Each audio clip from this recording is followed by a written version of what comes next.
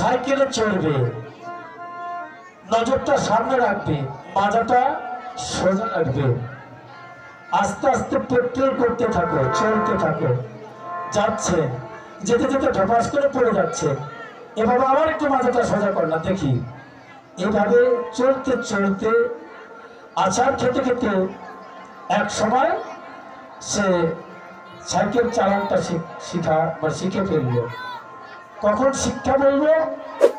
যখন আমি এই বানিয়া গন্ডল থেকে সাইকেলে চড়ে বিনা অ্যাক্সিডেন্টে, বিনা দুর্ঘটনায় ওই শেরপুরে যাব, আবার শেরপুর থেকে সাইকেলে চড়ে বিনা দুর্ঘটনায় অ্যাক্সিডেন্টে আমি এই গন্ডল গ্রামে আসতে পারবো, কোনো অ্যাক্সিডেন্ট হবে না।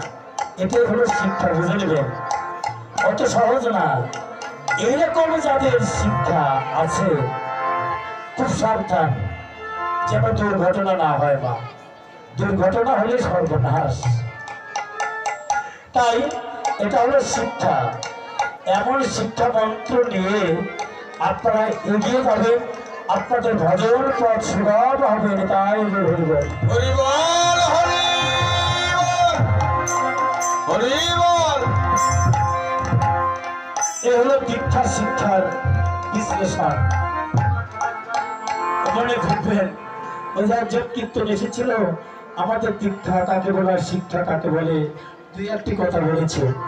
আমার দু একটি কথা যদি আপনাদের ভালো লাগে তাহলে বলবো আমার কীর্তন করাটা সার্থক হয়েছে। শোনেন, পৃথিবীতে প্রতিটা মানুষেরই দোষ গুণ দুটোই থাকে। আপনারা গ্রহণ করবেন কি? যে কোনো লোকের, যে কোনো মানুষের তার ভালো দিকটা গ্রহণ করবেন আর খারাপ দিকটা ফেলে দিবেন, তাহলে আপনার পথ সুগম হবে। দোষ ধরতে যায় না, বিমল খারাপ দোষ ধরবেন না। আমার যে ভালো দিকটা এটা গ্রহণ করবেন, আপনার কাজ হবে না। তাই গ্রহণ বল।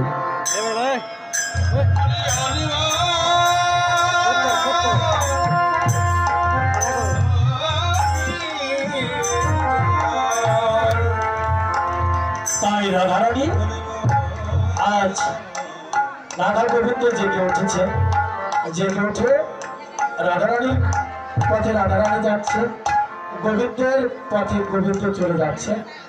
সেবা করার সখীগণ আজ আনন্দে আত্মহারা হয়ে রাধা গোবিন্দের সেই যুগল মিলন মূর্তি দর্শন করলেন। ওই যে জেগেছিলেন, দাঁড়িয়েছেন যুগল হয়ে। সমস্ত সেবা করা সখীগণ যুগল মন্ত্রে দীক্ষিত হয়ে যুগল মন্ত্রে শিক্ষা মন্ত্র নিয়ে রাধা গোবিন্দের যুগল মিলন দর্শন করলেন। দর্শন অন্তে এবার রাধা গোবিন্দ কি করলেন? মিলন দিয়ে দিলেন। আমার রাধা রানী ঘর